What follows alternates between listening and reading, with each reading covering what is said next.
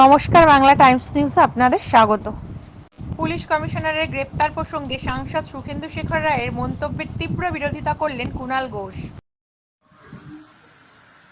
দেখুন, আরজি করের ঘটনা, ধর্ষণ এবং খুন, ন্যায় বিচার আমরা সবাই চাই।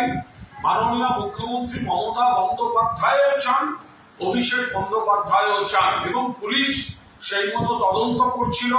একজনকে গ্রেফতার করেছে 12 ঘন্টার মধ্যে। মুখ্যমন্ত্রী ফাস্ট ট্র্যাক কোর্টের কথা বলেছেন, ফাঁসির কথা বলেছেন। এখন ওটা সিবিআই এর হাতে চলে গেছে।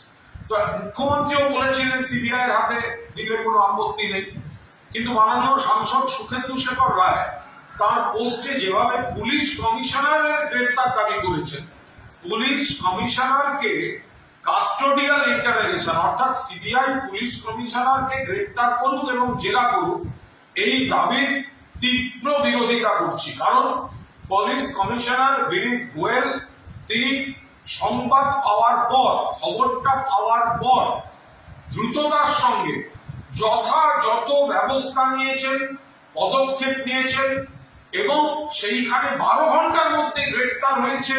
তারপরেও জেরা চলছিল, আর 3-4 দিন সময় চেয়েছিলেন মুখ্যমন্ত্রী, আরো হয়তো বড় ব্রেক থ্রু করে ফেলার জায়গায় ছিল।